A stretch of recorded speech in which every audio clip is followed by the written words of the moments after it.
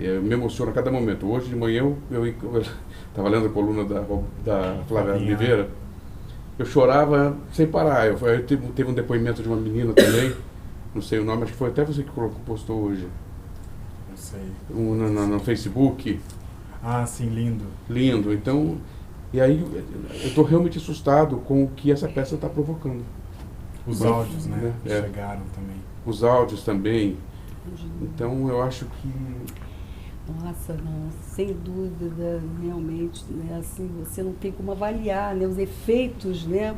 Eu saí ali, parecia, sabe, assim, eu acho que uma das coisas mais fortes que eu já assisti na minha vida. Não estou brincando não, sabia? Eu também, quando vejo todos os dias, eu falo assim, como é que a gente conseguiu criar tudo isso, né?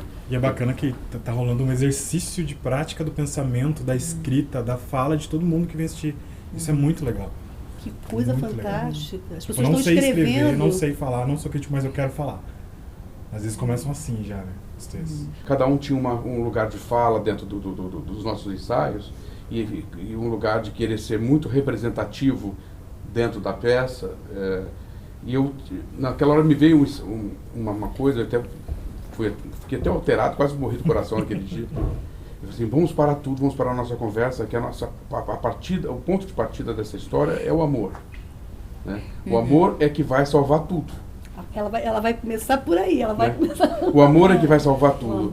E eu falei para eles assim, que a gente, cada um falou assim, não, tem que falar que é sobre racismo, tem que falar que é sobre os negros, tem que falar que é sobre feminicídio, tem que falar... Mas eu acho que a gente, quando abre a cortina e já vê 17 atores negros, já é um impacto tão grande, a representatividade que esses caras têm. Claro. E não é assim, são 17 atores, são 17 atores... Cantores... extraordinários. Maravilhosos. Aquela coisa, uma imagem fala mais do que mil palavras. Como você vê aqueles pessoas, olha como eu estou representado nesse mundo. Né? E é isso que me emociona, quando abre a cortina. É emocionante mesmo. Quando ela começa a cantar, aquela voz, é um negócio assim... Eu acho que aí é que a gente vê o quão importante essa peça é. Porque se ela me toca, eu vejo essa peça, eu vi essa peça 500 vezes, eu vi os ensaios, eu vou dirigir essa peça, eu conheço cada detalhe, cada coisa daquilo que está em cena foi pensado por mim, né? E foi, na verdade, depois expandido a todos os artistas que fazem a peça, ao cenógrafo, ao figurinista. Mas essa ideia de espetáculo que eu tinha, essa ideia dessa casa girando, essa ideia do mundo girando, dessa engrenagem, que foi tudo uma coisa que eu pensei para poder contar uma história que eu não sabia se ia dar certo. E deu certo. Nossa, né? E como deu certo, né? Porque ela é maravilhosa, né? Nossa. Realmente, que atores, que cantores, juntou, né, assim, um elenco de... Ele está aqui numa emoção danada. Ela faz a Shug Avery. Não, ela é maravilhosa. Ela entra mais ou menos no meio do espetáculo. E vem também para mudar toda, junto com a Sofia, né? Apontando para o desejo, né? Vem Você entra essa ali, né? Exatamente. A liberdade. A liberdade. Que ela vai em busca, né, ali, quer dizer, você fica numa posição idealizada, mas que traz a paixão, o amor, a dignidade, né? Exato. É algo que as pessoas almejam, mas elas julgam ao mesmo tempo, né? Sim, por causa do preconceito, ali Do que você preconceito. diz ali também. Lendo o livro, porque aí o Tadeu já tinha me convidado para fazer esse papel já há um tempo, e aí eu precisava entender do que se tratava o personagem. E aí eu fui ler o livro, porque o livro ele tem informações mais profundas, né? Boa tarde. Boa tarde. A Shug, por exemplo, ela tinha uma liberdade muito para amar. E amar a si mesma também, de fazer escolhas que ela pudesse ser feliz. E ela foi julgada pela família, ela foi colocada para fora de casa, afastada dos filhos. Cada um paga o seu preço. Sabe? Porque ela queria ser livre, porque ela queria poder amar, porque ela queria poder viver uma história de amor, da qual fizesse bem a ela. Eu acho que para mim, por exemplo, né, como mulher, a Shug, ela foi uma carta de alforria. Eu costumo falar assim, o Tadeu acha graça. Porque toda mulher que é comunicativa demais, que gosta de dançar, que gosta de rir, que fala com todo mundo, ela é um pouco demonizada, um pouco às vezes, sabe? Eu acho que isso aconteceu com a Shug. E aí, conforme o tempo foi passando, ela foi ficando com uma revolta e fazendo com que isso fosse maior do que o amor que ela tinha para mostrar, até que ela achou a Cilly. Pois é, como é que você vê? Porque para mim ficou enigmático, assim, ela se apaixona pela Cilly, você acha que teve uma paixão das duas ali, né? Pela alma daquela mulher. Pela alma, né? É uma coisa que transcende o sexo, não é uma coisa sexual, sabe? Eu acho que o amor, ele às vezes, as pessoas, elas deturpam muito essa palavra, né? Sim. O amor. Mas o amor, ele traz tranquilidade, ele traz calma, ele traz Tem que trazer, né? Entendeu? Tem que vir eu te somar, amo, né? eu tenho muito ciúme de você porque eu te amo, eu não consigo viver sem você. O amor, ele não traz isso. Eu acho que o amor da Shug com a Cilly foi libertador, né? É uma liberdade de você. Aí quando quando a Shug no final, ela encontra uma outra pessoa, ela fala, poxa, me desculpa, mas você é a pessoa que eu sempre conto as coisas. Ela diz isso. É um amor livre. Eu fiquei um pouco chateada com a Shug na época. Foi. Poxa vida, francamente, né? Não falou que ia ser? Mas não, é um amor livre. Que vai, que volta. E eu acho que a Shug, ela só pôde viver isso também quando encontrou a Cilly. Sim, pois é isso que eu queria ouvir você, né? Como é que você viu? Porque, de fato, quer dizer, o que ela ali, que encontro foi esse, né?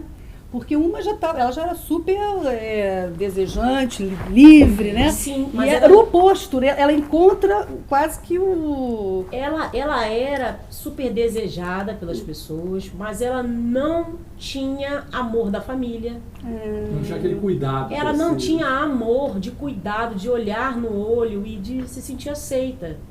E através da Cilly, você acha que ela encontra isso? Então, Quando eu estou ali com a Letícia, naquele momento em que a Shug chega bêbada, que a gente senta ali, que eu dou o primeiro olhar, eu a chamo de feia.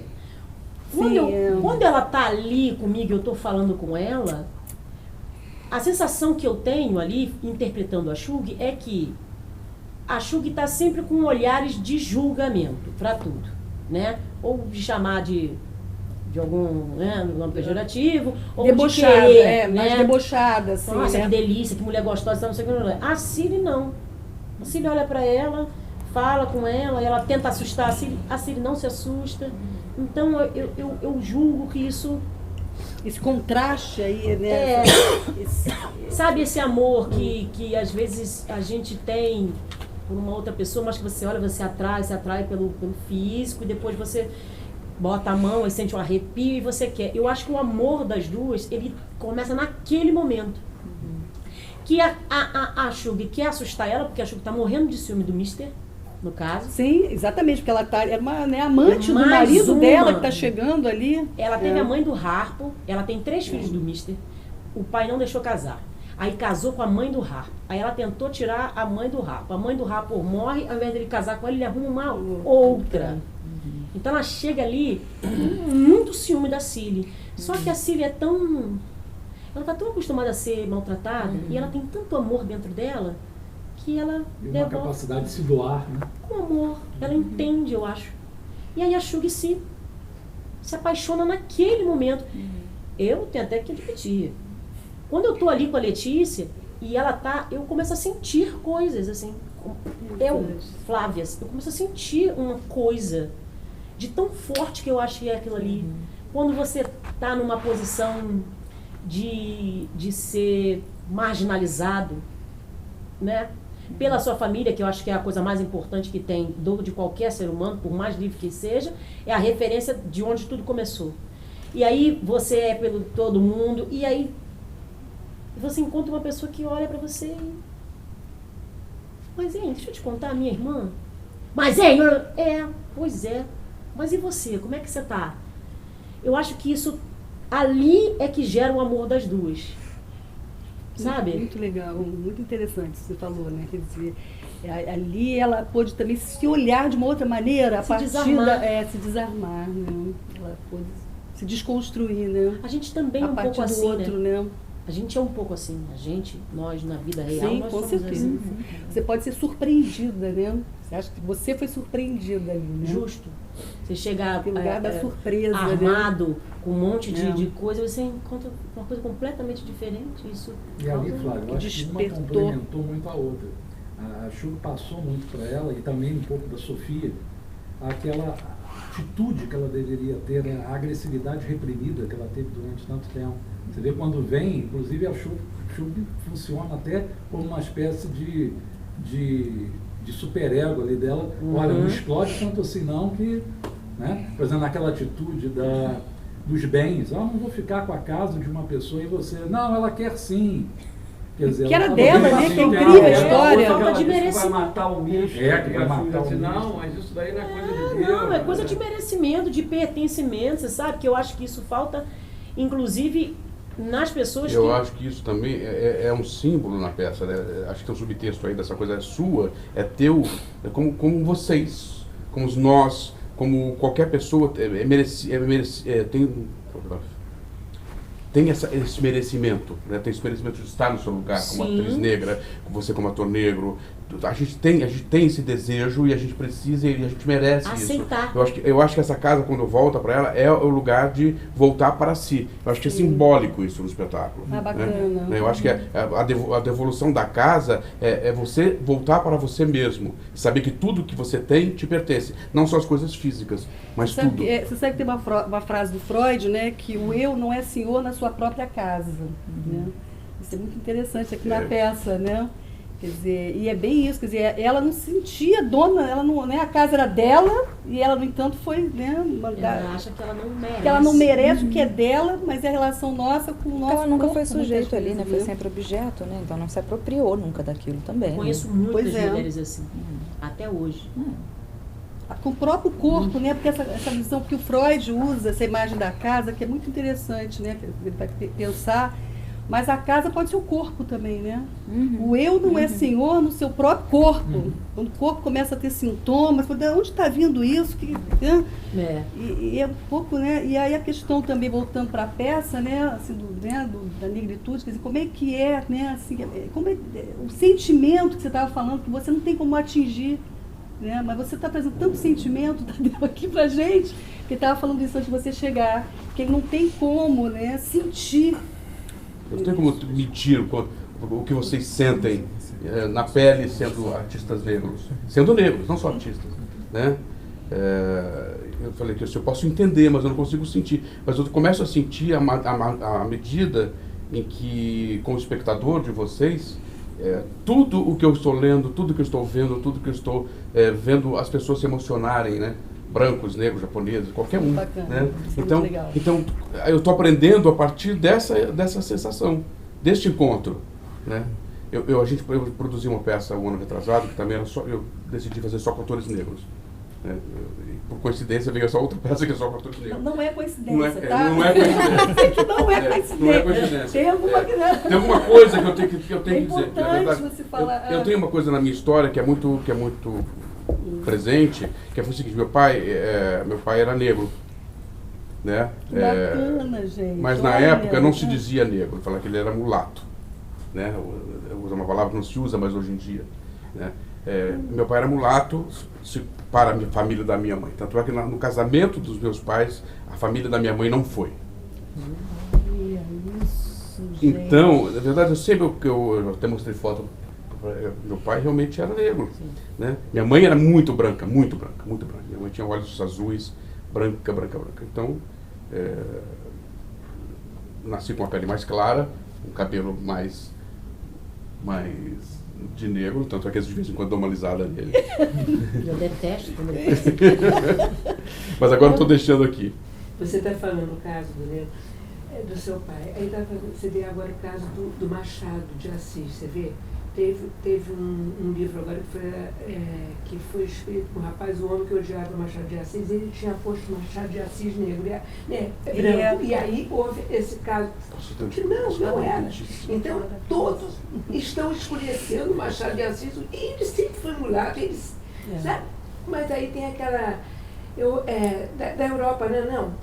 Pode ser um escritor negro. Então você vê que agora... Maior escritor brasileiro nosso, e você Machado vê de nos Assis, 100 melhores contos, ele está Então, quer dizer, escondiam isso. Que coisa, né? Coisa absurda. E Realmente. agora eles estão escurecendo, mas É uma coisa absurda, né? Assim, realmente.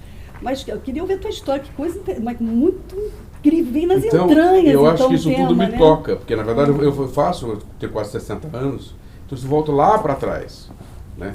E mesmo, a minha mãe era preconceituosa mesmo assim. Tua mãe? Minha mãe. Então minha mãe, ela não gostava de ver novela de negros.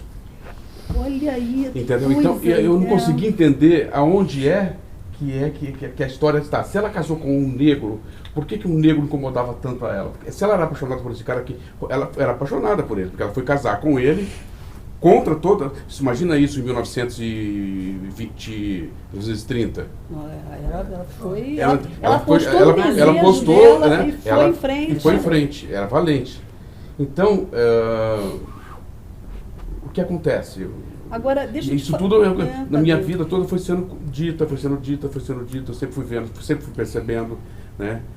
E eu tenho uma irmã, que também é adotiva, que eu só fiquei sabendo que era adotiva aos 15, 16 anos, que é muito diferente da gente e também tenho certeza que é filha de negros.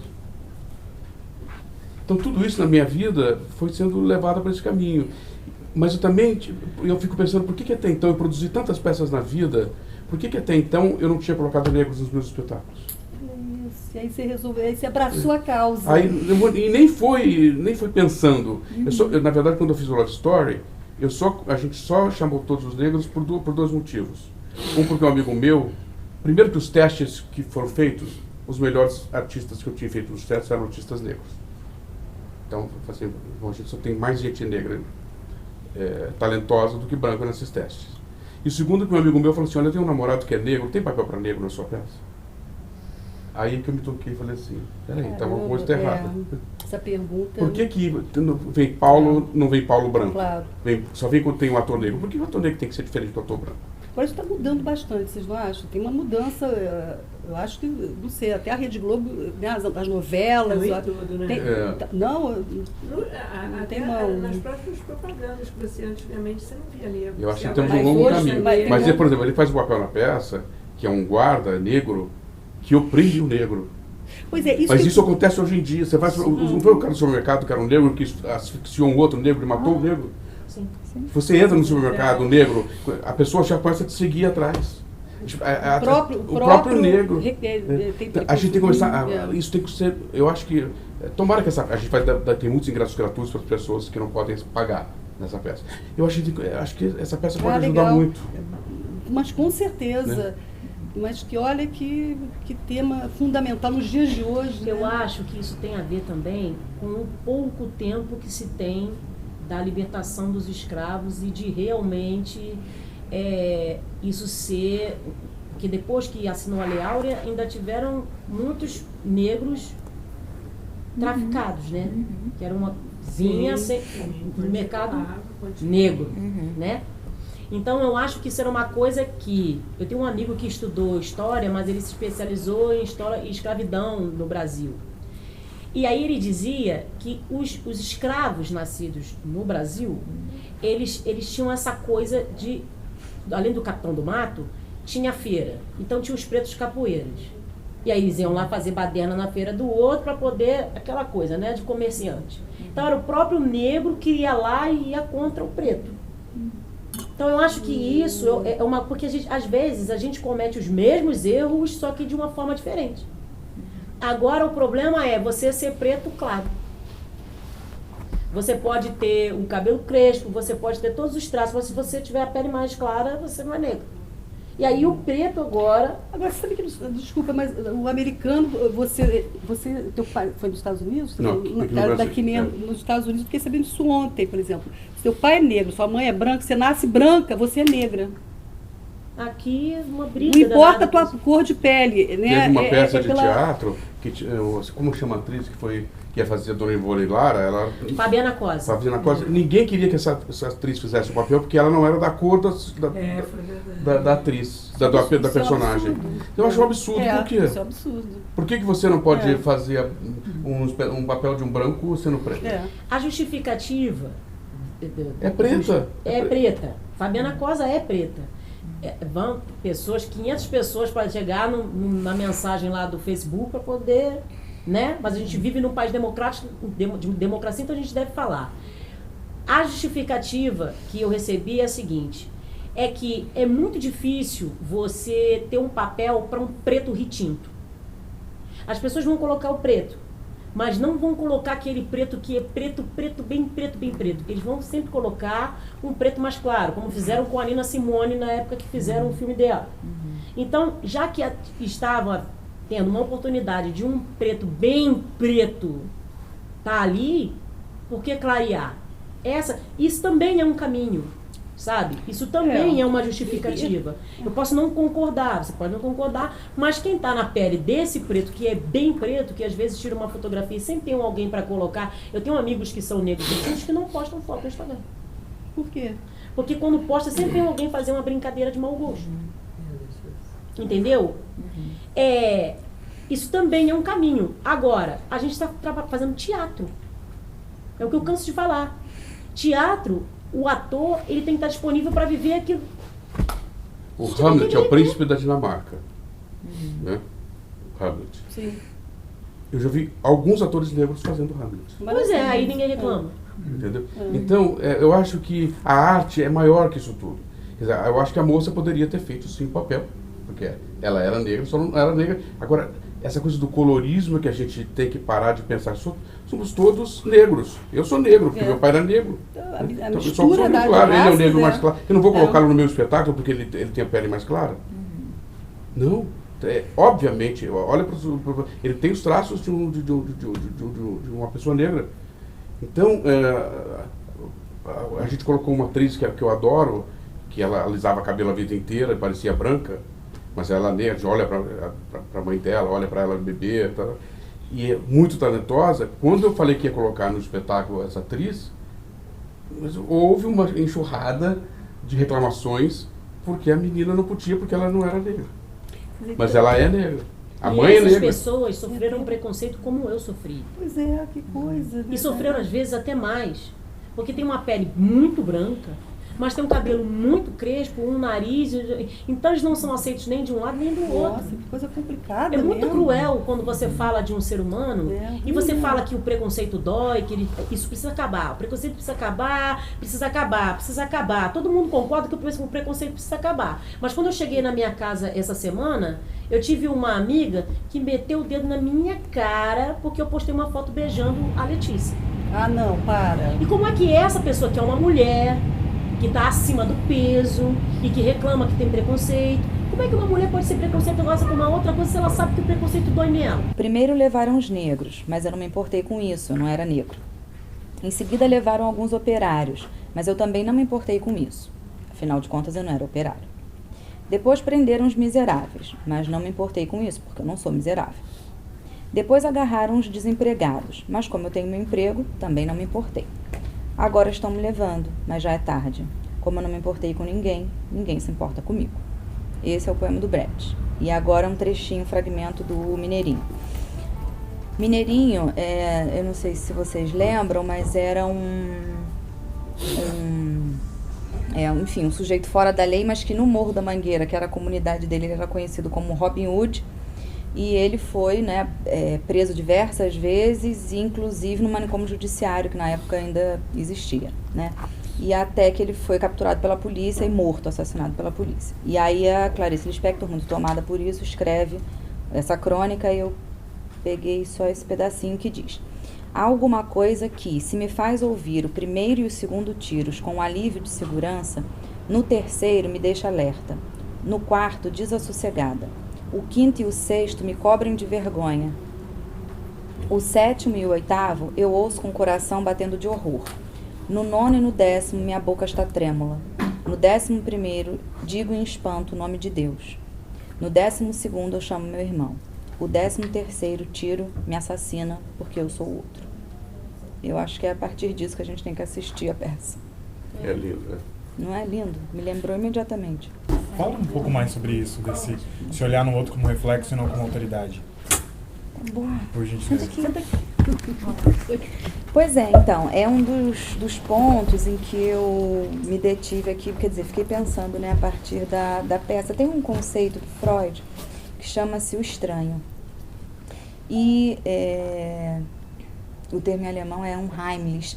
E aí, na tradução, quer dizer, Freud começa esse texto fazendo todo um apanhado, toda a etimologia dessa palavra, até que ele aproxima estranheza de familiaridade, ou seja, o estranho é ao mesmo tempo aquilo que é familiar, né? Só que, na medida em que eu vejo isso no outro, né, mas que em mim eu quero negar, então eu tenho que eliminar o outro, porque afinal de contas eu não quero me defrontar com aquilo, né? Daí a gente, né, observa muitos atos cruéis, muitas vezes, né? Isso seria o reflexo.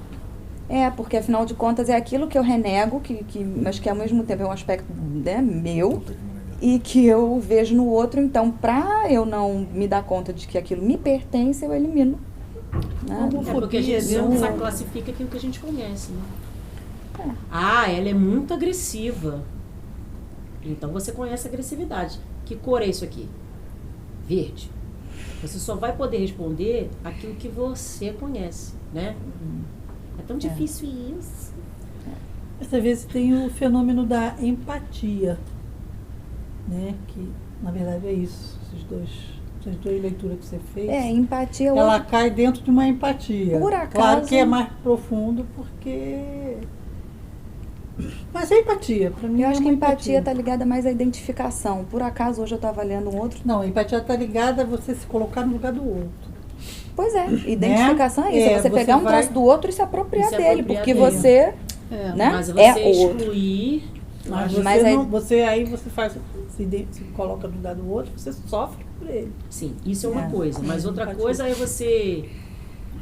Eu não sei, o que eu sofri, por exemplo, da menina que foi super agressiva comigo pelo fato de ela ter visto e mandou eu tirar da minha timeline. Que coisa, Você tem que tirar aquilo, porque eu tava beijando a Letícia. Então eu acho que quando causa essa dor é esse espelho. A gente tem... Eu sou budista, né? E no budismo eu fiz 5 anos. Você também? Eu fiz durante 5 anos, depois eu me desliguei. Mas muitas pessoas se desligam porque é muito difícil. Porque você tem no outro o espelho daquilo que você precisa transformar em você. Não mudar, né? Mas de transformar. Assim, você é isso, você é aquilo. Então, se eu estou classificando e aquilo está me atingindo, jogando luz em algo que não é bom para mim... Melhor eu eliminar o outro, né? Ao invés de eliminar, eu tenho que entender por que eu estou atraindo essa pessoa para minha vida e por que aquilo está me causando ruído. Na homossexualidade, eu acho que a empatia é isso. Você não é o outro. Você sabe que você não é o outro. Mas você se coloca no lugar dele e fala assim, poxa, se eu fosse ele, eu estaria sofrendo tudo aquilo que eu tô, entendeu? Ele não é o outro, ele não precisa ser aquela pessoa que está sofrendo, mas ela se coloca no lugar dele para poder entender e sofrer. Na questão da homossexualidade, acho que é bem claro isso também. Né? Eu acho que acontece esse mesmo exemplo que você deu, quer dizer, de negros racistas, assim como tem homossexuais homofóbicos. É insuportável! Que você não entra. Você ficar ao mesmo tempo. Enfim, coisas insuportáveis. Ouvindo um sujeito falando dele próprio, porque é isso, assim, é esse fenômeno do estranho, né? O Freud dá um exemplo nesse texto que aconteceu com ele. Ele está numa cabine de trem e levanta no meio da noite, se defronta com um sujeito, um senhor velho, acabado, careca, roupão. Era ele. Era o reflexo dele, então, quer dizer, a partir desse exemplo... velho é esse que está aí, parecido comigo? Gente, que horror que acontece muito, né? E, enfim, é a partir desse exemplo que ele escreve esse texto, que é brilhante, e funda um conceito, né? É exatamente isso, quer dizer, é aquilo que é capturado pelo olhar do outro, ao mesmo tempo, né, reflexo no espelho, a imagem que você estranha, né? Que você não se reconhece. E ao mesmo tempo, porque estava recalcada, né? É familiar, porque o ele vai dizer no texto, o prefixo do unheimlich, do termo, né, em alemão, é o sinal do recalque, porque é o não, é a negação, ou seja, não é familiar. Portanto, Familiar. Porque eu não. É Né? infamiliar. Agora tem uma tradução que é Tradução da infamiliar. autêntica, que é né? maravilhosa, é É. familiar. Eu gostei muito do. Eu também gostei. A gente estava falando um pouco antes sobre o amor, né? Eu acho que é uma mescla, na verdade, de amor e violência, mas a saída eu acho que é pelo amor, né? Da peça, você, né? Enfim. ali foi Você o amor sabe que salvou ela, essa né? peça, ela transforma a vida de todas as pessoas que estão envolvidas nela. Olha, É um negócio muito louco. dos Forte, 17 atores. Muito louco. O meu avô, Minervino, ele foi escravo nascido na lei do ventre livre. Então, o meu pai diz, mas a minha tia que dizia muito mais isso, que a minha avó, que era índia com branco, que ela não suportava preto. Na verdade, eu, mais nova, minha mãe tinha um cabelo muito anelado, não era tão crespo quanto o meu. Quando eu era mais nova, a gente sofria muito bullying. Meu filho não sabe o que é isso, porque agora bullying é crime, mas antigamente não era. Então a gente sofria muito bullying. Então a gente sempre foi doutrinado a temer o próprio cabelo. Que não era uma questão de penteado, era uma questão de, tá crescendo, tem que alisar. Alisa. Não, marca logo que eu não vou nem sair de casa, não vou andar de ônibus, não vou fazer de nada porque meu cabelo tá crescendo. E aí, depois que passou a moda da guanidina, eu fui para os Estados Unidos, ficamos um tempo lá, a gente fazia cabelo lá, só que lá essa coisa do cabelo tá em outro lugar. Tá no penteado, tá na moda, tá no que é prático. Aqui não, por mais que você diga que sim, no fundo tem essa coisa do medo do próprio cabelo. Não, nos Estados Unidos foi um movimento social famosíssimo, Black Power. Black Power. Ah, sim. E aí eu vim para cá pra peça. E aí a gente, conversando, que a gente fazia muitos debates, porque são muitas ideias, né? E todo mundo aprender a se escutar. No meio da parte, o Tadeu, ele gosta de ensaiar a peça por blocos. Depois que ele trabalha o Tadeu, ele é um diretor de atores. Então, depois que ele trabalha todas as cenas, ele junta. E aí, depois que ele junta, ele vai dando um jeito de fazer aquilo cíclico, né? Aquilo que vai se movimentando. Durante a música, eu não sei se vocês todas assistiram a peça, tem uma música que fala sobre a beleza da mulher. Que é algo que a gente aprende que não tem nada a ver com a gente, né? Não tem a ver com o nosso cabelo, não tem a ver com o nosso nariz, não tem a ver com a nossa boca, nem com o tom da nossa pele. Não é verdade? Quando a gente fazia aquele número, eu e a Letícia, Too Beautiful for Words, é o nome da música em inglês. Não há beleza igual em português. E que a gente cantava aquela coisa de lindo, você é linda, você é maravilhosa, para uma mulher negra, como a Letícia, inclusive, que tem o nariz, que tem a boca, que tem a cor mais escura. Eu presenciei uma coisa que aconteceu na Inglaterra, num canal do YouTube, que eu não sei se vocês ficaram sabendo, para crianças, que era um conto, uma historinha de uma princesa muito linda que queria ajudar o seu futuro marido, que ela não podia conhecer o seu futuro marido, senão ela perderia completamente a beleza dela. E aí o mágico... ela vira negra. Ela vira negra. Não é Você isso? viu isso? Perder a beleza significa Tudo ser bem, negra. você vai perder a beleza então. Quando o príncipe vai conhecer ela virou negra. Ela é a mesma boneca, linda, só que com a pele escura e o cabelo crespo. E depois o amor vence tudo. Fulana, eu vou ficar com você feia assim mesmo, o príncipe falava para ela. Porque o que me importa não é a beleza. E quando acaba, ela volta a ser a princesa linda e fala, olha, fiquei linda de novo. Quando eu vi aquilo, o meu marido é branco. Está na Inglaterra, isso? Na Inglaterra. Foi na França, né? Não tem francês? Não, em inglês. Em inglês. E aí, eu senti uma coisa tão... Em relação a mim, ao meu cabelo, a Shug. Que eu sempre fui uma pessoa muito comunicativa, sempre gostei muito de conversar, sempre gostei muito de tudo isso. Sempre gostei de tudo isso. A minha mãe mesmo tinha medo. O meu pai tinha medo. Porque eu sempre fui muito aberta para tudo. Entendi. Você devia encarar e com a personalidade forte, eu não né? sei, sabe? Tipo, olha, cuidado, não bota, olha a perna. Você tem uma perna muito grande, você tem uma bunda muito grande, você tem que tampar isso. Sabe? E aí aquela questão do cabelo, gente, eu dei uma pirada de madrugada. Porque eu tinha um cabelo grande que não era alisado. Mas eu passava uma química nele, da qual ele ficava mais cacheado. Porque eu tinha medo desse cabelo crespo, que não tem forma. Mas esse é o meu cabelo e ele é lindo, ele é maravilhoso, ele aceita tudo. Eu cortei o cabelo todo de madrugada. Agora isso? Do ensaio. Eu acabei de fazer um material fotográfico maravilhoso. Aí eu saí na rua. Aí saí na rua. A menina fez, que graça, você cortou o cabelo. Eu falei, não, cabelo não. Não. É porque eu tomei banho, tá molhado. Quando eu olhei no espelho, eu tava com o cabelo assim. Curto. Vem aqui, ó, a psicanalista. Na hora de sair na rua. Elisa. Eu falei, bom, então tá. Aqui, já ó, que ele tá assim, aqui, eu ó. peguei aquele ouriçador e oricei todo o meu cabelo. Aquilo, eu comecei a chorar de um jeito que o meu filho veio ver. Foi uma coisa na carne, gente, que me deu um... Sabe quando você tá com medo? Você fica com uma tensão. Quando você tem um alívio de uma coisa que aconteceu, assim, você não fica com uma coisa mole na carne, não fica com... Carne não fica mole, Claro, chorando. Eu senti aquele negócio e eu respirava fundo na frente do espelho e meu filho, mãe, o que foi? Porque ele não sabe. Tadinho, porque não entende o que está Porque acontecendo. não pode. Né? Porque a primeira vez que tentaram fazer bullying com meu filho, eu fui na diretora. Fui na diretora na hora. E ele, em casa, eu falo pra ele que a amiguinha dele disse que eu não gosto de preto porque preto rouba. Olha. Ele, você tá muito enganada. E já deu pra ela, já falou comigo, eu falei com a diretora, mas antigamente não tinha isso. A mãe e o pai da gente não tinham esse Não poder. dizia, não é? Que coisa. Essa Flávia, sobre só percebe como ainda é muito sobre imagem? Sim. Isso pra mim responde o caso da Dona Ivone Lara do musical.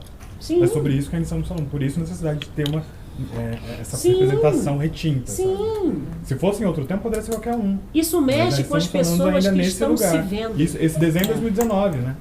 Agora. Não era de anos atrás. Isso Uma de coisa agora, horrorosa. né? Foi uma coisa Esse foi horrível. agora? Essa história de Londres? Você está sabendo disso, Elisa? Não, não. A Elisa não estava aqui ainda, Não né? estava aqui ainda. Ela estava contando daquele absurda, vídeo, pô. enfim, que é uma princesinha que sim. já Olha aí. sabe. Pronto. Mas, na verdade, as redes sociais, a internet, ela apenas clarificou uma coisa que sempre foi atemporal. O preconceito sempre esteve aí. Só que agora, com a capacidade da aldeia global de intercomunicação, isso está mais latente. A gente teve uma sensação nos final dos anos 80, anos 90, que a coisa poderia estar mudando, mas não estava. Ela acontecia nos bastidores, ela acontecia, sabe, de forma mais escondida. E agora o ser humano, pelas redes sociais, pela internet, está mostrando o seu lado sombrio, arquetípico, né, que sempre existiu. Eu acho que isso não vai acabar nunca. Não, também não. Não Também vai acho que acabar. não. Pega a tomada do amor aí. Vamos lá, Julie, Sim. pro amor. Bom, toda vez que a mulher se mostra desejante, ela é oprimida. Isso desde que o mundo é mundo, Sim. né? Então isso vem especialmente da Santa Inquisição pra cá. As bruxas, né? Que eram. Todas as mulheres que demonstram algum desejo, Morriam na fogueira. né? Morrem na fogueira e morrem até hoje. É. Né? De tiro, enfim, pelos seus maridos. Feminicídio, né? Né? Essa história não Crimes para de se passionais, repetir. é. O que eu acho é que agora a gente está no momento, né, específico, que por um lado a gente consegue falar sobre muitos temas mais abertamente, a gente, portanto, né, dá corpo né, aos direitos, à luta social e tudo. Por outro lado, né, a gente sofre muito mais a opressão, porque afinal de contas... Porque a gente está expondo as nossas ideias, né? E aí paga-se um preço, o que aliás eu acho que o que a peça mostra também, o filme, todo mundo paga um preço, né? Todos os personagens pagam um preço por terem a sua história, né? O próprio Albert, né, que a gente tem aquela visão que ele é o opressor e a gente fica com bastante raiva dele ao longo, Mas né, ele tem um lado vítima da no peça. passado daquele pai. Pois né? e ele ao mesmo tempo é absolutamente subjugado, né, em relação ao pai. Enfim, ele fica ali como um sujeito também que não sabe exatamente como ocupar o seu lugar, né, que é objeto do pai e que fica absolutamente na mão dele, nos mandos e desmandos. Ele é um fraco mascarado de pseudo forte. Né? Ele é tão fraco que tem uma cena que, aliás, no filme tem também, vocês fizeram, acho que lindamente. Ele tá indo se encontrar com a Shug e aí a mulher fala assim, gravata. Aí ele vai e pega. Ih, meus sapatos. Como é que alguém sai sem sapato? Enfim, ele sai. Eu acho que isso demonstra a fragilidade dele, porque ele é uma pessoa absolutamente enfim, parece que está em outro mundo, né? Que ele não consegue fazer nada que a Cilly não esteja ali agenciando para ele, né? Ou seja, ele é um zero esquerda, né? Isso mostra a precariedade dele. E especialmente quando ela sai de casa, ela o abandona, né? Ele fica absolutamente devastado. E quando ela roga a praga, aí aquilo é ótimo, porque ele o escuta como um vaticínio. Ele podia, né? Porque ela podia revidar, dando um tapa nele, batendo nele, por exemplo, como ele fez, né? Passou a vida fazendo com ela. Ela utiliza a arma da palavra e ele escuta. Assim, porque ele sempre fez isso, na verdade, né? Ele sempre ouviu muito e sempre esteve muito, né, assim, subalterno, né? Subalterno. Pai, e aí, porque ele podia ouvir isso que a Cilly falou e falar. Mas não, ele escuta como vaticínio e aquilo transforma a vida dele num horror.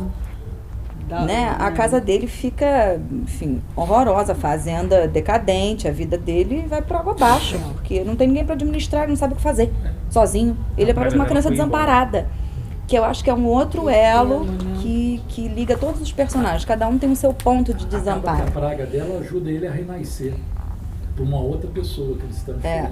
Ele precisa ir ao fundo do poço, do que ele nunca foi, para tentar surgir algo melhor dali, né?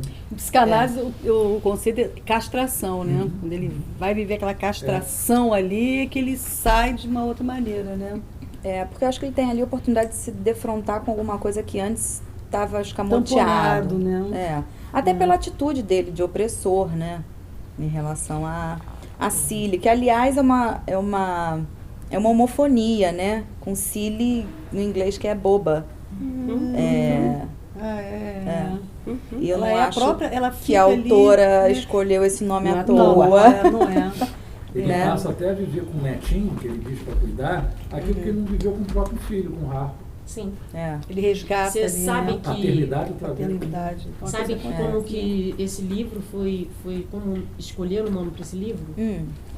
Ela disse que ela saía na fazenda dela e aí ela via sempre todas as flores. Todas as cores das flores, ela ia enaltecendo as flores, o amarelo, o branco, o rosa, todos os dias. E aí, um dia ela saiu, olhou as flores e sem querer ela olhou para o chão. Sabe aqueles matinhos que ficam, que às vezes dão uma florzinha? E que naquele matinho tinham flores púrpuras lindas que ela nunca prestou atenção. Isso é falado na peça. Sabe? No momento que vocês falam, né? Porque ali ela todo dia saía, olhava aquele monte e ela sequer se dava conta. Não conseguia contemplar, né? Para aquele matinho, que eu esqueci o nome que dava aquilo, que fica ali às vezes, e aí tinham flores, ele estava todo florido com púrpura. Sabe aquela coisa, se você não me vê, mas eu tô aqui. Sabe? Exatamente. Foi assim que foi escolhido. Amor, eu acho que essa peça ela só fala de amor. Tem várias relações ali de amor, muito da Sofia com o Harpo, né? Que aliás é o que dá o tom cômico, né? Pra tragédia, porque senão também a gente não suporta, né? A gente sai querendo cortar os pulsos. Porque a gente se identifica, né? E que bom que a gente se identifica, né? Que algumas pessoas... que é uma coisa que eu estava pensando antes, até estava conversando com ele, quer dizer, a reação da plateia me deixou muito feliz quando eu assisti Interagi o tempo inteiro, eu fui no sábado, era impressionante. Então que bom, porque no domingo aconteceu o mesmo. Também. Porque foi o dia que eu vi assistir. As pessoas falam, começam a bater palma fora do tempo, né? Tem uma coisa assim, é muito legal. Já viu a peça? Você já viu, Naísa? Não, tô falando que nós vamos hoje. Viu? Legal. Aí você traçou um paralelo com o novo filme do Tarantino. Exatamente, pois porque há cerca de um mês atrás, mais ou menos, eu fui assistir esse novo filme do Tarantino, era uma vez tô louca pra ver, ainda não vi. Em Hollywood. É aquela chacina típica dele, tarantinesca, né?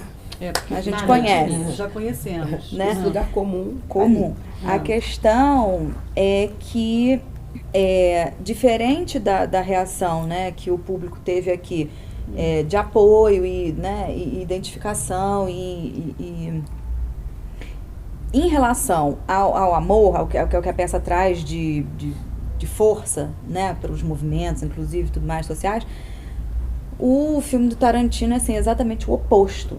Então, passam-se assim uns 4 minutos mais ou menos de cenas violentíssimas, do tipo. Tinha um pitbull, não sei se vocês viram, vou dar um pequeno spoiler. Pode dar. Vai passar no cinema, isso? Tá passando, estreou agora. Tá, mas não é nada assim. São as piores cenas, então ninguém vai O ficar. Brad Pitt, não. tá lá? O Brad Pitt tá lá pra brilhantar Só pra... aquilo. Porque ele estava deprimido há um tempão que não fazia nada, parece. Agora que ele tá horror. Mano. Que aliás foi uma discussão depois que gerou em torno do... Porque o Brad Pitt nesse filme tá fazendo um papel que em geral é colocado pra mulher fazer. Né, de tirar roupa, de ficar seduzindo o público, de dar uma amenizada, fazer cenas, né, enfim, super sedutoras. Tal. É um homem que é colocado finalmente, Interessante isso. né, Agora verei. atrair. Vou lá ver. Sim. Tem cenas ótimas. Sim. Tem cenas ótimas com o Brad Pitt. Mas, enfim, até chegar nesse desfecho horroroso, que é uma tragédia pavorosa. Não sei se vocês sabem, mas o filme é inspirado no drama, né, que aconteceu de fato, né, como Tarantino também é uma marca dele, né, ele em geral faz isso, pega uma tragédia, né, da vida real e leva para o cinema. Então,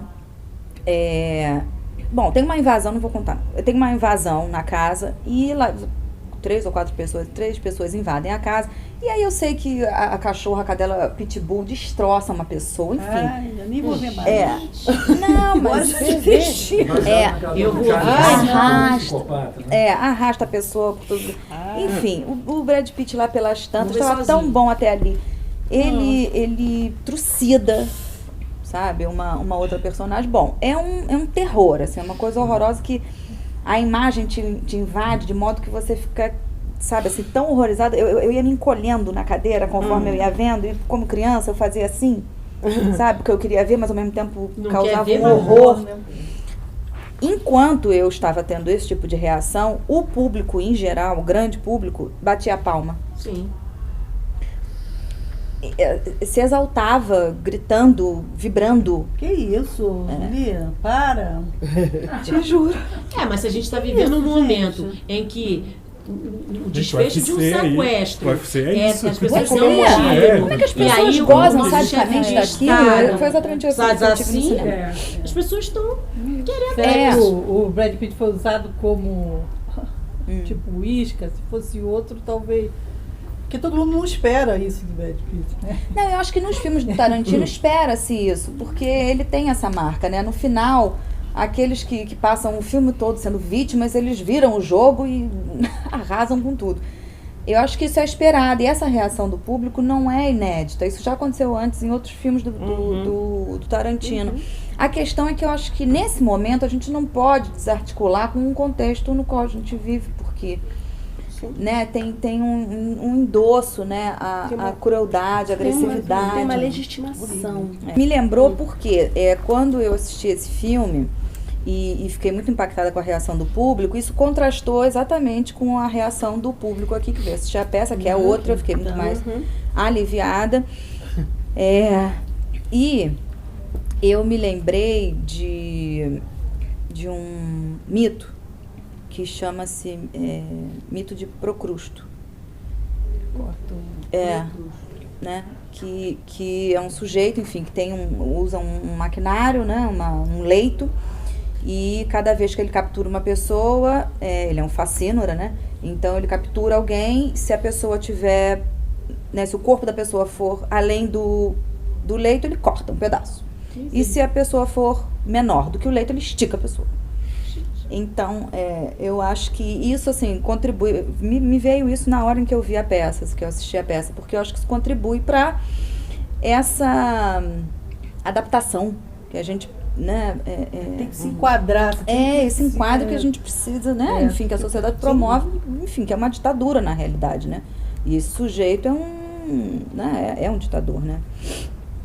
Agora, Cília, você acha que ela entra aí, né? Voltando para a personagem principal, quer dizer, ela ali, porque depois ela tem uma virada, ela muda de posição completamente, né? Eu acho que por isso, pelo amor que ela está aguardando da irmã, porque ela tem certeza que a irmã está viva, quer dizer, ela tem certeza ela acha que ela tinha morrido, primeiro ela acha que ela tinha morrido, eu acho que no fundo ela sabe que a irmã está viva, sabe? Porque me passa alguma coisa, ela desconfia que... Tadinho, né? Porque esse cara é um sacana, né? O marido dela, o Albert. Aliás, que ela chama no livro, eu me lembro disso, ela chama de senhor. Eu acho que lá na peça também, não? Não. Porque ia ter a gente uma usa o adaptação. Senhor por conta de Deus, né? Se a gente colocar o Senhor como Senhor, não é rolado. É. O misto, por conta disso. E a fé também é outro tema fundamental na peça também, né? A Que eu acho que também dá uma amarração, aí um sustento a ela, né? Para suportar aquilo Esse ali, desamparo acreditando todo, porque e- como a gente estava falando, quer dizer, ela vem de uma família absolutamente, né, enfim, ela é muito desamparada. Um desamparo absoluto. Né? ali, né? É o pai, que depois ela descobre que não é pai em relação à biologia, só porque foi o sujeito que a criou, então é pai dela, né? Quer dizer, começa com a história dela começa com incesto.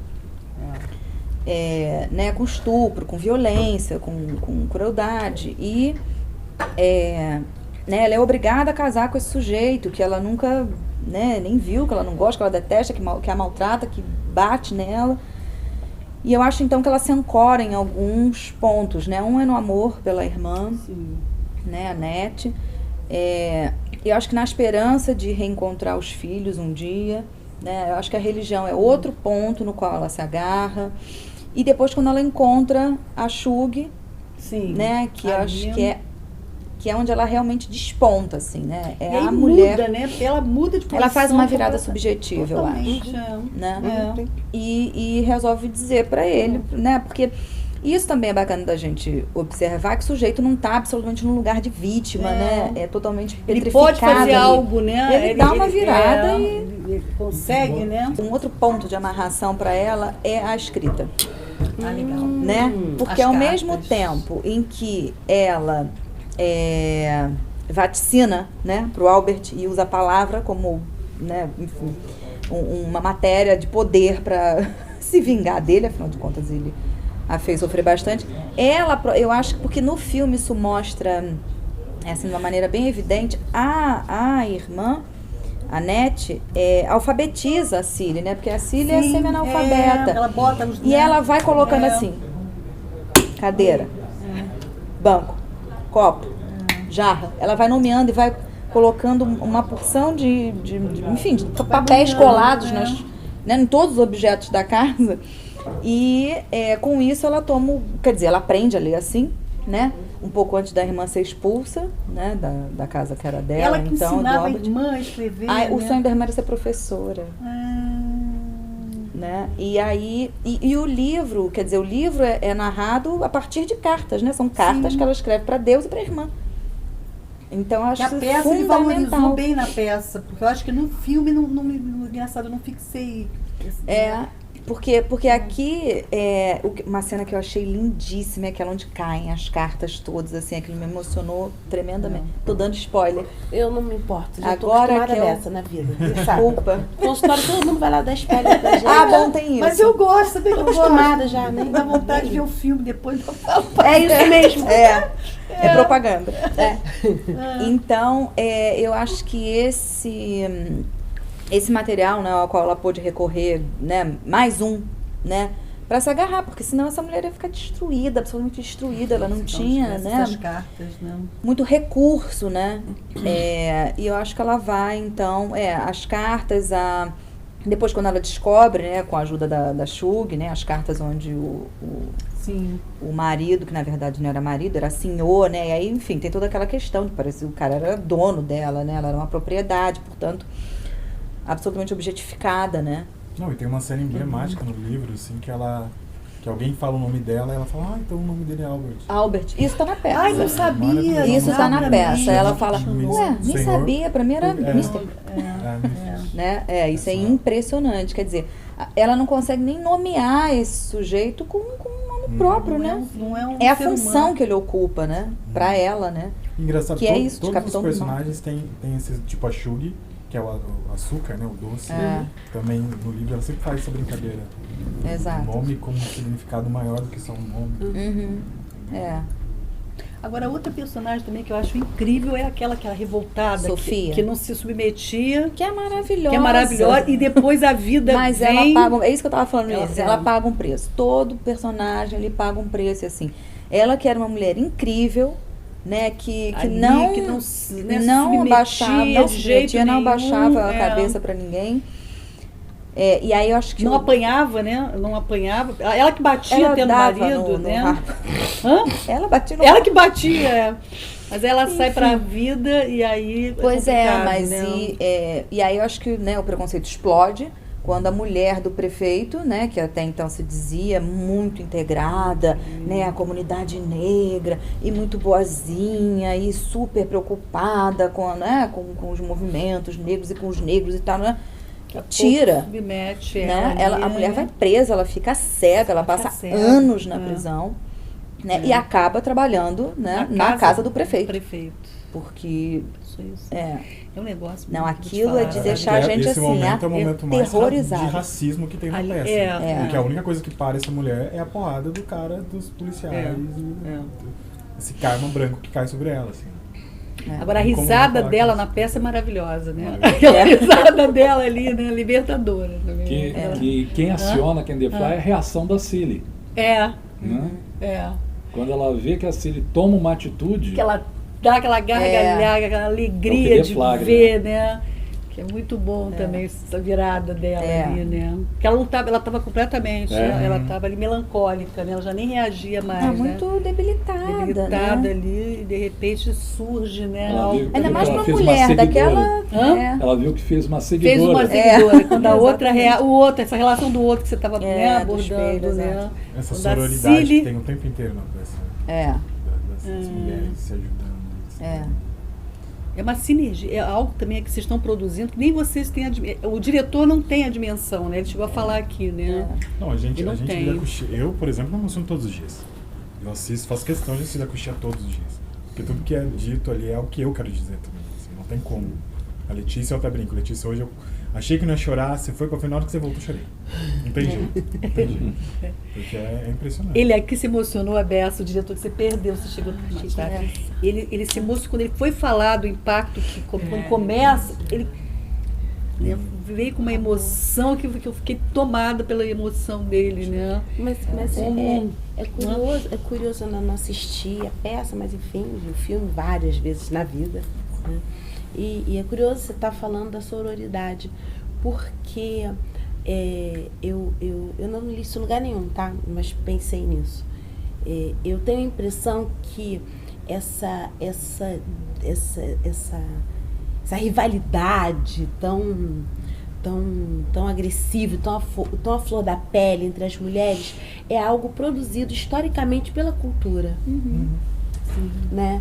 Eu acho pela que cultura machista, sobretudo. Sim, claro, porque se nós uma nos mulher precisa odiar a outra. Se nós nos unirmos, né? É uma força que a gente não avalia a força, né? Se nós nos unirmos, a gente coloca muitas estruturas em risco, não é mesmo? A gente derruba algumas estruturas.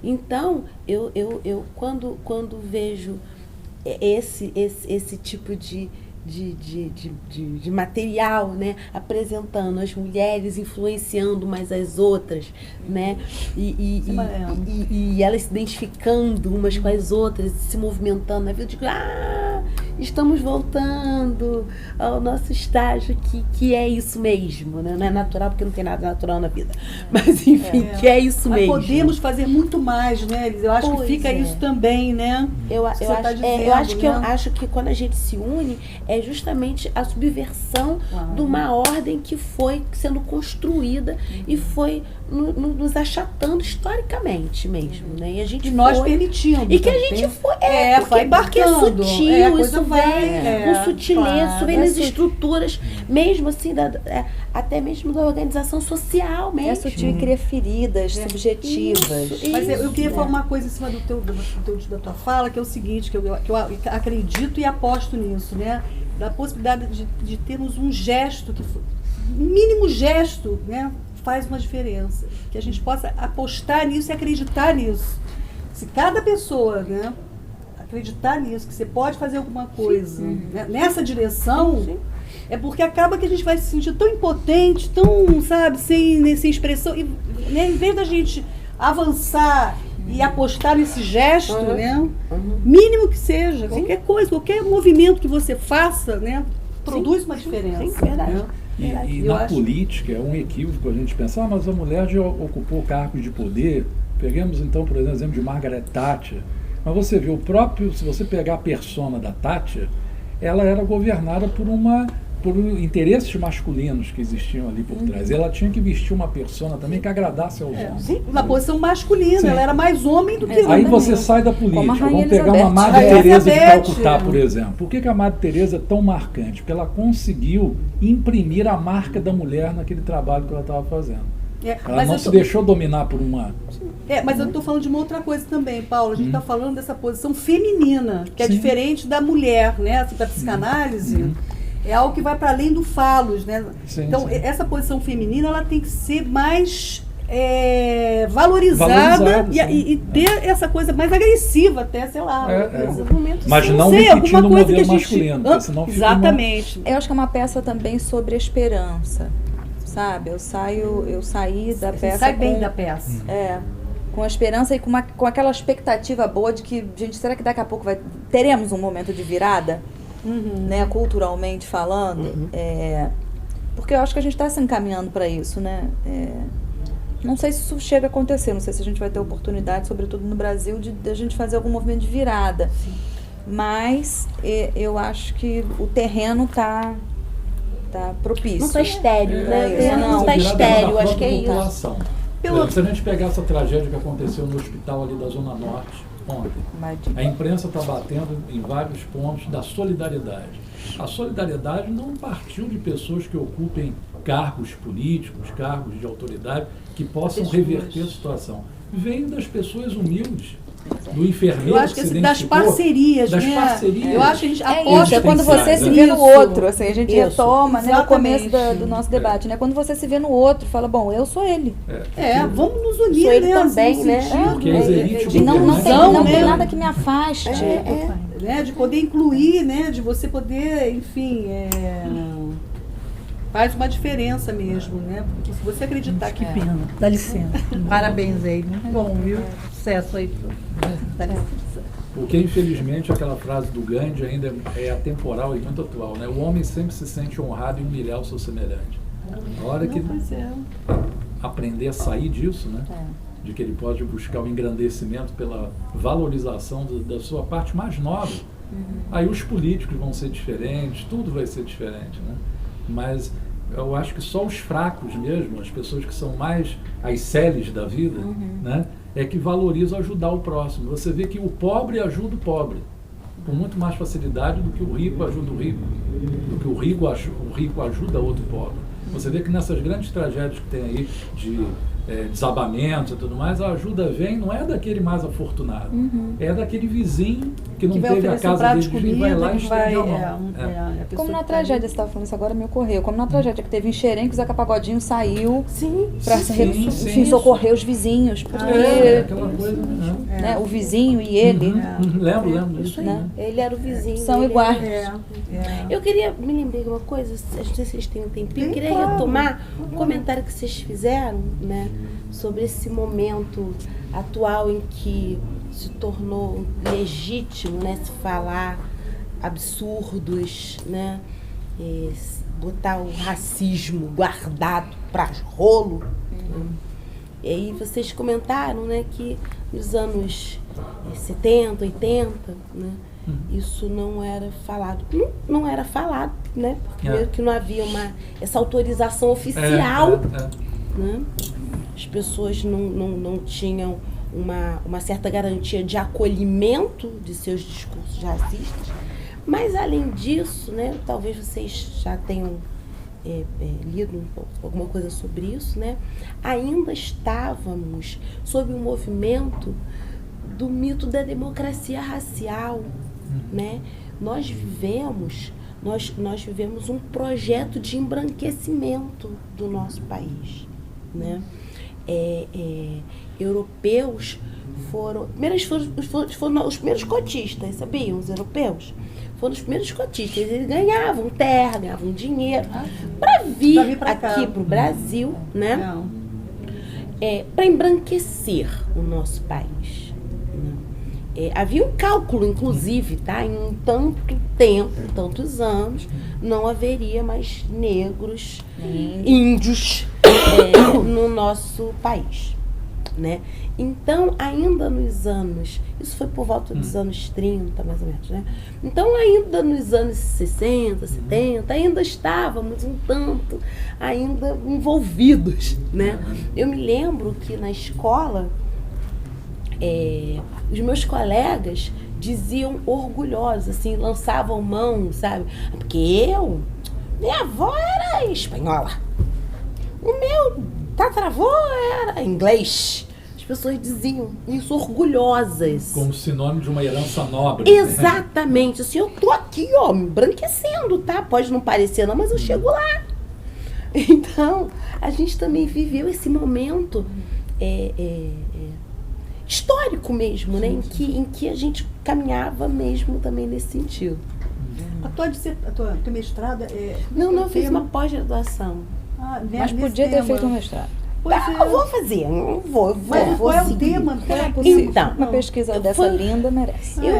Eu fui fazer lá na escola de história, apanhei a beça, gente, um curso de história da cultura afrodescendente. Mas fazendo uma articulação com a psicanálise, não Fazendo foi uma articulação, exatamente, porque eu precisava de elementos históricos para fazer uma leitura acompanhada com aquilo que eu leio da psicanálise. Eu olhava, mas como chegamos a esse ponto? E eu não tinha essa leitura na escola. A gente não tem essa leitura na escola. Deveríamos, mas não tem essa leitura. E eu fui apresentada a autores que são fundamentais agora para que eu consiga construir esse diálogo, assim, em que ponto chegamos. E como sou psicanalista, eu não pude me ancorar apenas na fala do movimento negro, que o movimento negro tem sua relevância, mas para nós psicanalistas, né, a gente sabe que pela via da identificação, né, a gente massifica, a gente não produz essa leitura. O mínimo gesto, né, para sair da massa, sair da alienação porque da senão massa. Você não tem a sua subjetividade, fica suprimida. O que aparece é a massa, né? Assim, Que é o que o negro no Brasil. O negro no Brasil, ok, tem uma leitura assim, mas para além disso, e aquele aqui, porque o negro no Brasil não é todo a mesma coisa. Não tem como, não tem isso. Isso é importantíssimo, esse teu estudo, né? Você vai ler, vir aqui falar também, Elisa, vamos marcar de você vir. Então vou fazer propaganda da outra peça? Aí eu vou lá falar na Josephine Baker.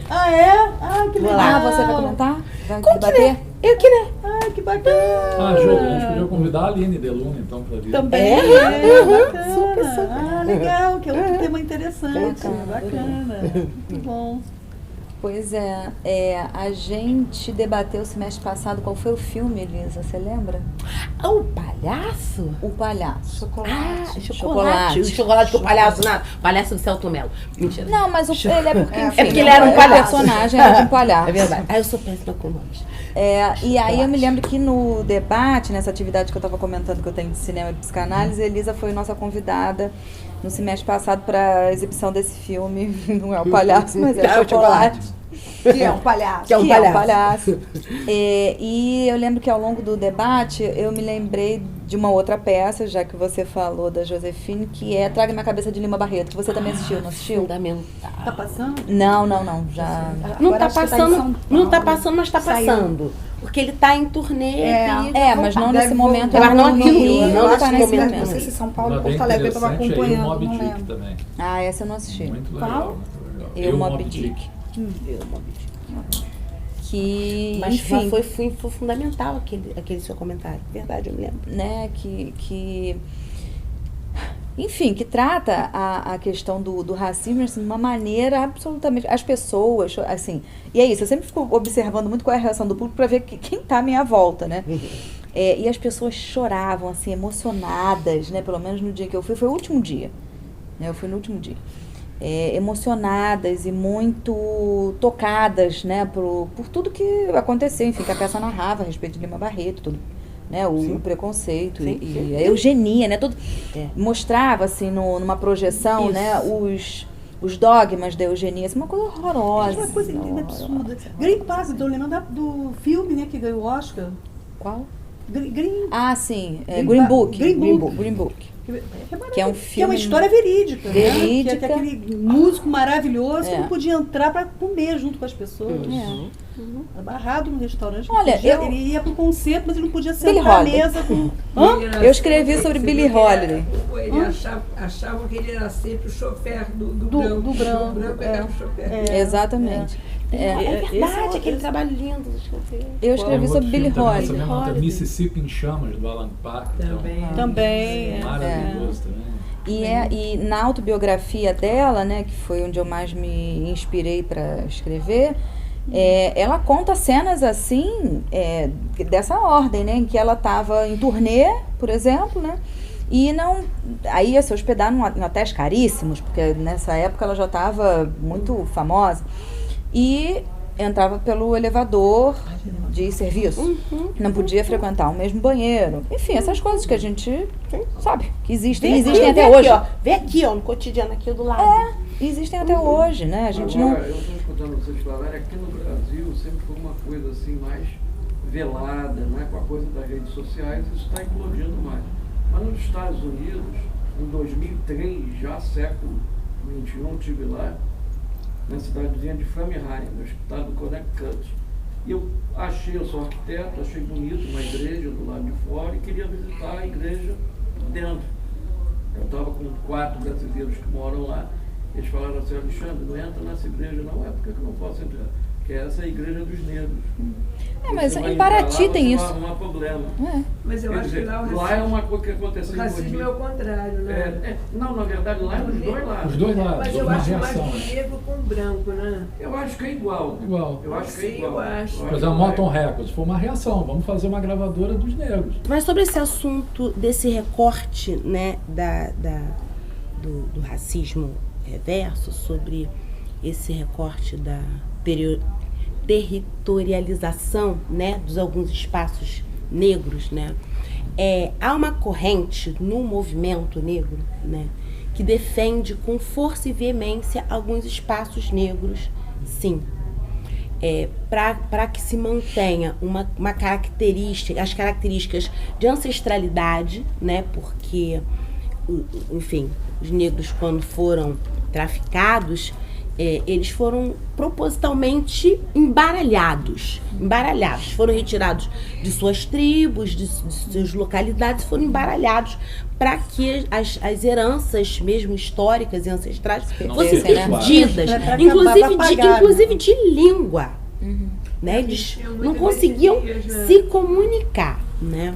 Então, e foram trazidos para um espaço que nunca foi deles, que não era para ser deles mesmo, né?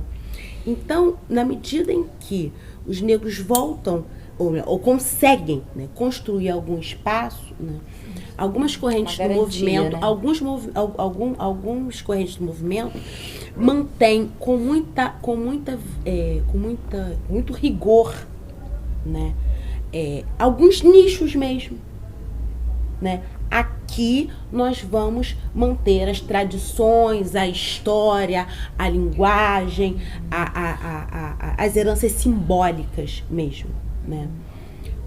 Como um espaço de resistência, para que aquilo não se perca e para que aquilo não volte a sofrer influências europeias, né? Mas não proíbem a acessibilidade de outros. Não, tecnicamente não. Agora, com relação à polêmica, né, do racismo de negros contra brancos, né, essa é uma polêmica que acho que a gente não deve perder a oportunidade também de falar um pouquinho sobre ela, né? Porque racismo é algo muito específico, né? O racismo, ele não apenas diz isso, embora seja grave, você não vai entrar aqui. Ah, sim, não é direto. Não, eu tô dizendo que ele não se limita a isso. Você não vai entrar aqui. Não. Você não vai entrar aqui e eu vou te aniquilar. E eu vou te diminuir. Que é o que a peça mostra, inclusive. Isso é racismo. Às vezes a gente fica falando racismo como preconceito só. Já aí já não é. Não é. Já é diferente. Racismo, ele desabilita o sujeito. Aniquila. Você não pode existir. Aniquila simbolicamente. Aniquila simbolicamente. Aniquila os corpos também, mata. Né? Então, negros não tem esse ato, não tem essa intenção com relação aos brancos, né? Um branco ele não é impedido, alvo, né? Ele não é impedido de entrar porque ele é visto como menos. Não, na verdade, talvez haja algum espaço que ele seja branco, seja impedido de entrar. Mal arrumado. Exatamente. Apenas porque aqui é o nosso pedaço do nosso povo, da nossa linguagem, e que a gente vai ficar aqui falando nossa história. É isso. Agora, uma dúvida. Você assistiu aquele filme Hotel Ruanda? Sim. Né? Como é que fica aquela questão, por exemplo, que tinha negros de nariz afilado se acham... Havia aquela perseguição de uma tribo em relação à outra e até com trucidamento das pessoas, tanto que o hotel se torna um lugar de resistência, né? Inclusive a esposa do gerente do hotel pertence a uma tribo que não é a dele. Sim. E ele tem que proteger a própria esposa. Como é que você vê isso dentro da própria comunidade negra, né, na África? Olha, na África eu exatamente não sei. Mas o que eu posso te dizer, acompanhada por Frantz Fanon, inclusive, é que ser negro é um problema. É um problema para o próprio negro, inclusive, né? Então, somos negros diversas pigmentações e com várias, né, características físicas, enfim, né? E muitas vezes um sujeito negro, ele tenta se embranquecer. Porque é mais fácil ocupar alguns espaços sociais. Para facilitar para ele. Né? Com caracteres menos étnicos. Né? Acredita-se, né? Alguns acreditam que a entrada em alguns espaços, a aceitação em alguns espaços, ou melhor, ao menor risco de vida. Né? Sim. Eu tinha ao menor risco de vida. Não é com o filho, tinha que sair de casa bem arrumado, porque se pegasse um ônibus, ele poderia ser confundido com um vagabundo, podia ter se assassinado. Ela tinha uma coisa em cima do menino que era uma coisa isso mesmo, Gilda. Uma mãe negra. Fica louca. Uma mãe negra ensina seus filhos desde muito cedo a como se comportarem quando forem abordados pela polícia. Porque serão. Exatamente. Ela ficava assim, porque serão, desespero, essa moça. Né? Há já um ensaio desde muito cedo. Né? Imagino. De ensinamento. Que pode ser morto, pode ser confundido. Né? Facilmente. Uma coisa, uma realidade hoje, então. Sim. Então. Me gerou uma curiosidade só por causa disso. Porque no Hotel Ruanda eles estão ali no ambiente só de pessoas negras. E existe essa distinção. Mas tem os menos negros, né? Com características menos étnicas. Eu acho que a gente sempre incorre num erro comum de ver a África como literalmente um país, não um continente. Então, assim, se dentro de um país a gente tem aqui, se a gente for falar do regionalismo, a gente tem um olhar torto pro paulista, a gente tem um olhar torto pro paraibano, que é todo mundo que vem do Nordeste. Todo mundo que vem do Nordeste é Paraíba. A gente tem a gente faz essa confusão, né? Então você imagina quando está falando de um continente. Isso mas aí vai mas não a ponto de ser uma perseguição de guerrilha. De você matar. Mas acontece. Olha, mas ainda acontece quando você tá agora não me ocorre nenhum caso, né, verídico, mas acho que fica fácil pensar quando você olha, você tá num outro lugar e você entra, e isso é muito comum quando você vai ao sul do país, por exemplo. E o carioca, ele tem essa coisa da galhofada, né? Ele é espalhado por natureza. Ele fala alto, ele fala com o corpo todo, no geral. E quando você adentra um ambiente desses, os olhares são... Não tem uma guerrilha, mas há um declarar nítido de que você não é bem-vindo aqui. O psicanalista tem um dever ético de se colocar contra e de se espantar e de se surpreender e de, sabe... se indignar, né? Se indignar e dar algum outro destino, né, diante de situações beligerantes ou né, cruéis. Oi? Esses mal-estares, né? Que criar tem todos esses nomes. Vir o mal-estar, trazer à tona o mal-estar. Não tentar tamponar. E não banalizar, né? Aí, bom, a gente vai para outro conceito da Hannah Arendt, né? Banalização do mal e tal, aquela coisa toda. Mas eu acho que é isso, assim, é um dever que a gente tem, né, cultural, de se espantar, de se horrorizar. Né? Isso aí, de se horrorizar. E ele dá o exemplo dos campos de concentração, né? Quer dizer, a gente não pode se deparar com determinadas coisas na cultura, né? E achar que é comum. E achar que isso Ele vai dizer, né, que o Freud ficava horrorizado que estavam queimando os livros. Ele não podia imaginar que iriam queimar pessoas. Né? Exatamente. Fala isso, né? Aliás, o que Freud produz de textos, né? Porque ele se horroriza com a produção.